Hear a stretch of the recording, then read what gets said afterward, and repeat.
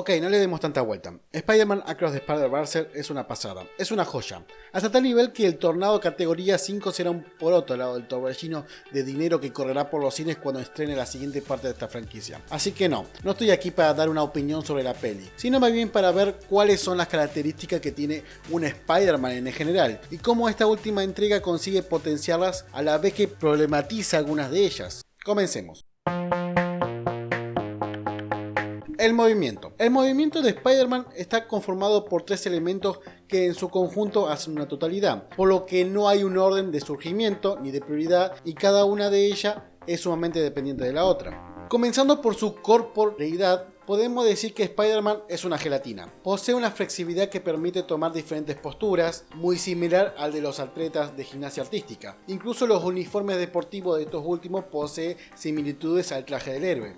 Oye, ese disfraz te aprieta, se te ve todo, ¿eh? Y esta flexibilidad corpórea es un rasgo bastante distintivo con respecto a muchos otros héroes masculinos, ya que en su mayoría estamos ante movimientos bruscos y rectos. Y no estoy diciendo que Spider-Man se mueve como una mujer, no me vengan con esas tonterías. A esto mismo hay que sumarle el balanceo con la telaraña, una combinación perfecta que le permite surfear el terreno como si de una ave se tratara, sin olvidar que Spider-Man no vuela, se balancea, planea y cae con estilo. Pero nada de lo dicho tendría sentido si no fuera por uno de los elementos más característicos de este héroe, su famosa intuición, que causa gracia, ya que es un elemento que borda lo mágico pero no lo suficiente para ponerlo dentro de la magia en sí. Es decir, la intuición es un sentimiento que todos experimentamos en algún momento, por lo que no estaría dentro de lo sobrenatural. Sin embargo, este sentimiento lo experimentamos y lo procesamos de forma lenta. En cambio, con Spider-Man es todo lo contrario. Aquí la intuición se aplica de forma acelerada, lo que da lugar a escenas como estas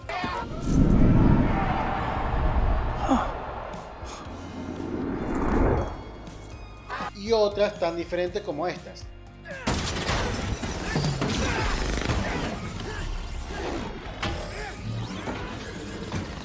Y si a esta intuición le sumamos lo antedicho, junto con una buena animación podemos obtener resultados como los que estoy mostrando en pantalla, sin que se provoque una sensación de desencaje con el superhéroe estándar.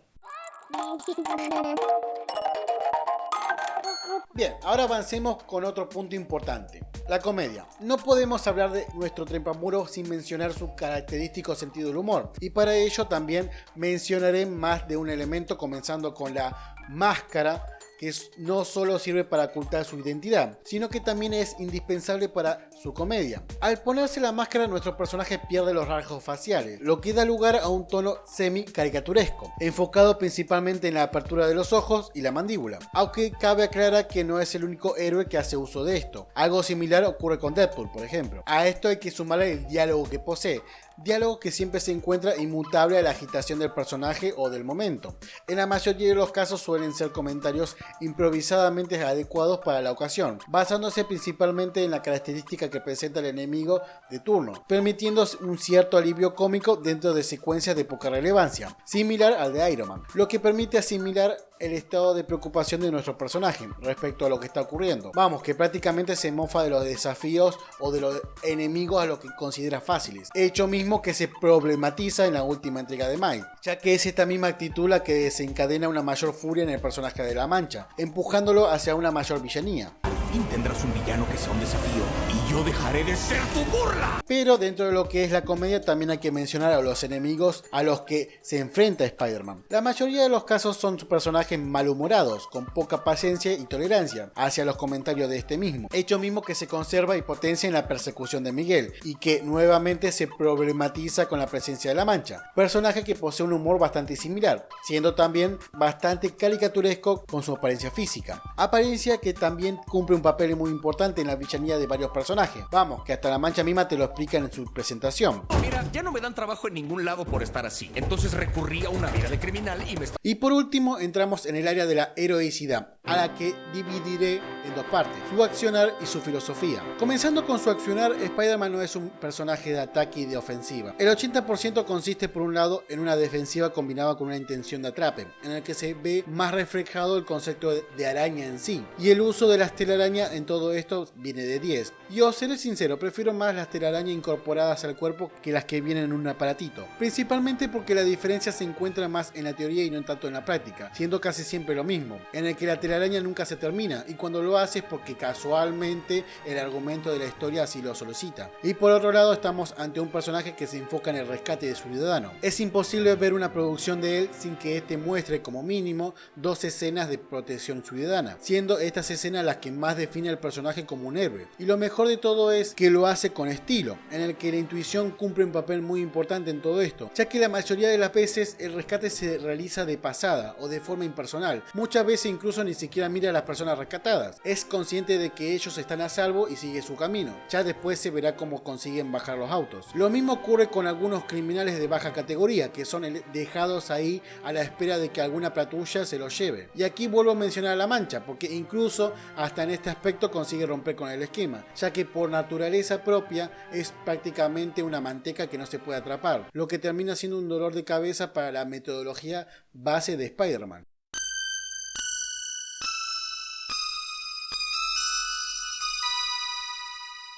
Bien, pero ahora pongámonos un poco más serio. Entremos un poco en lo que viene siendo la filosofía de este héroe, que se ve reforzada por la figura de Miles Morales. Filosofía que yo resumo de la siguiente manera: Spider-Man no puede hacer la vista gorda. No se puede rescatar a todo el mundo, no se puede estar presente en todas partes, y menos en las mega ciudades o en las megas catástrofes. Pero aún así no importa. Si Spider-Man no ve, Spider-Man tiene que entrar en acción. Nunca se queda quieto ante conflicto, sin importar cuáles sean las causas. Hecho que hasta el mismo Miguel lo demuestra en la introducción de la película, al no poder ignorar la situación que está viviendo Gwen, aún a sabienda que sumarla sería un error. Sin embargo, no todo es bueno en esta visión heroica, ya que con el tiempo termina perjudicando la vida del mismo personaje. En la segunda entrega de Tobey Maguire, se nos presenta un personaje que sufre ansiedad al escuchar la radio, pero que al mismo tiempo no puede evitar encender. Algo similar podemos ver en el mismo Miles y hasta en Gwen, sin mencionar a otros. Y en parte, la culpa de todo esto se encuentra en la homogénea interpretación que se ha sacado de la mítica frase del tío Ben: un gran poder conlleva una gran responsabilidad. Frase que no voy a ponerme a cuestionar en este momento, pero que seguramente lo haré en algún futuro. Pero lo cierto es que pese a todas estas características, hay una de ellas que se encuentra por encima de todas las demás, y es el hecho de que cualquiera puede ser un Spider-Man. Y con esto me refiero a que siempre estamos ante un personaje con el que uno se puede identificar, sin importar de qué universo o parte del mundo provenga. Bueno, con algunas excepciones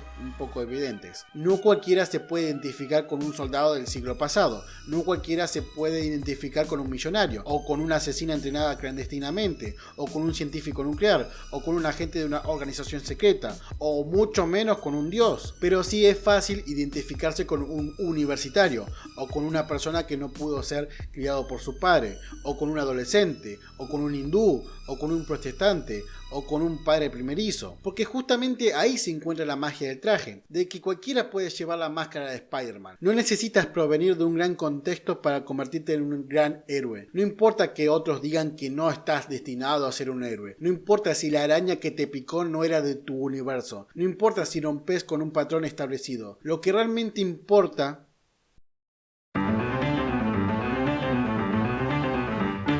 es que dejen de reiniciar a Peter Parker, por el amor de Dios. ¿Cuántas veces lo van a reiniciar? No tengo nada en contra del personaje, pero ya estoy cansado de verlo en la preparatoria. Cada vez que está a punto de ponerla, ¡bam!, a empezar de nuevo con la Mary Jane de turno, con el fallecido tío Ben de turno y con la tía May de turno y todo lo demás. ¿Pueden como mínimo dejar que el personaje madure y que pase a otra etapa de su vida? ¡Conversación conmigo! ¡A la bebé y a ver qué pasa! Es decir, entiendo su importancia, él fue el que inició Spider-Man, pero él no necesariamente debe ser Spider-Man. Y esa es justamente la razón por la que decidí hacer este video y mencionar cuáles son sus características, para demostrar que Spider-Man es un héroe enmascarado, no un sujeto en particular. Cualquiera puede usar la máscara. Tú puedes usar la máscara. Por ende, ¿se puede hacer una película de Spider-Man con Miles Morales? Sí. ¿Quedaría mal una producción de Spider-Man que trate solo de Gwen? No necesariamente. ¿Y de Hobby Brown? No veo por qué no. Así que como vuelvan a anunciar otro inicio de Peter Parker, yo mismo les doy casa. Sé lo que tratas de hacer. Y no va a funcionar. En fin, eso es todo por el video de hoy. Muchas gracias por llegar hasta aquí y por ver el video. Si te gustó, no olvides darle like, dar tu comentario y suscribirte al canal. Sería de gran ayuda. Muchas gracias. Hasta una próxima entrega.